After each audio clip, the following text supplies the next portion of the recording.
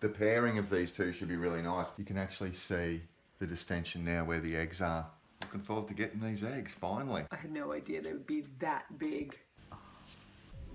Ooh.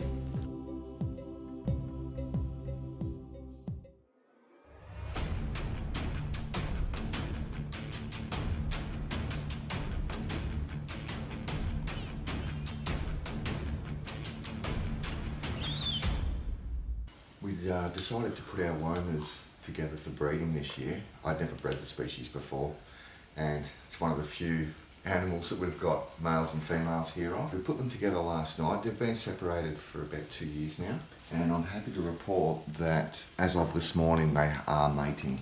Right. The pairing of these two should be really nice. She's got a really nice sort of red band through her. She hasn't got the normal sort of brown bands of a Woma Python. She's got a much lighter band. It's a nice reddish colour. I'm hoping some of that will come through on the juveniles.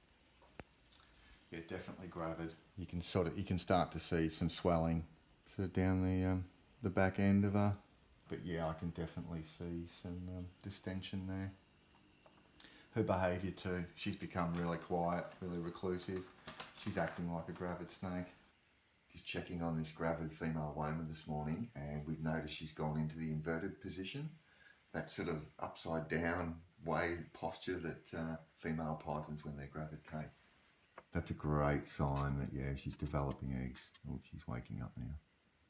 I don't want to disturb it too much.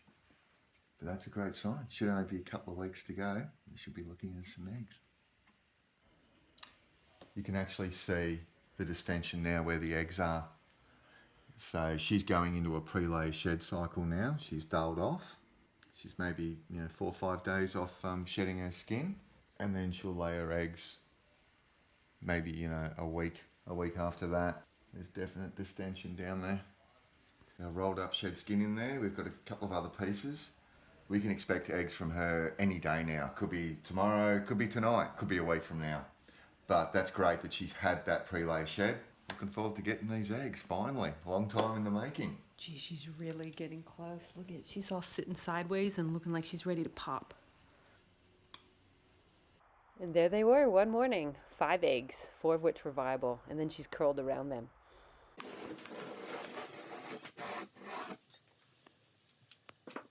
So she's not gonna like this. Just ready to head to work, but we've got to retrieve these eggs and put them in the incubator. But she's, of course, tightly coiled around them.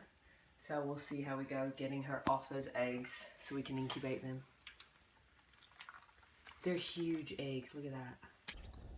So I'll just go very gently here with the hook and try to coerce her off of those eggs. Here we go. A bit stuck together there. Just keep the orientation exactly, precisely the way she had them before. Wow, she feels like a sock. She's a bit empty. Yeah, I'm going to feed her today. Oh, it is massive. I had no idea they would be that big. And it's so warm. She has done a very good job. So they've got a couple months yet to incubate. And here they're set up with some moist vermiculite ready for the incubator. So today we've noticed that one of the Woma eggs has a few slits in it, which means it's time for them to hatch. Now we're going to actually intervene and cut the eggs, purely because if the snake does not have a egg tooth, they can struggle to get out of the egg, and we certainly don't want them getting to this point and then not coming out of the egg. Quite pliable and leathery, so as you can see I can pinch the egg like so. That's just to make sure that the animal can breathe oxygen. Because obviously if they get stuck in their egg, they may have difficulty breathing. So the whole idea of this is just to give them an escape route. Most of the liquid in the egg is now gone. I can see that snake breathing quite well and moving. Yeah, so it looks like this baby stopped forming, probably quite late in incubation. So the end result of this Woma breeding, we've had 2 eggs that have fully made it through incubation. We've cut the eggs open, the young are alive inside, no problem there. The 3rd egg, unfortunately, looks like this little guy probably perished maybe a week ago.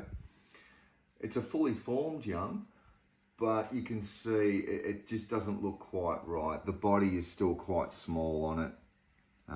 So that's a bit of a shame. And there was a fourth egg that was laid that looked great when it was laid, but it perished really quickly during the start of incubation there. So that's just how it goes sometimes. Hopefully the same pair will have better luck next season. And here's its very first meal. Great feeder. Here's our little baby Woma Pythons. Just absolutely gorgeous. Look at them.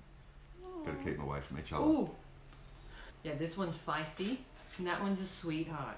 Look, it's a pet already. Yeah. So we're pretty pleased with these two very cute little stunners.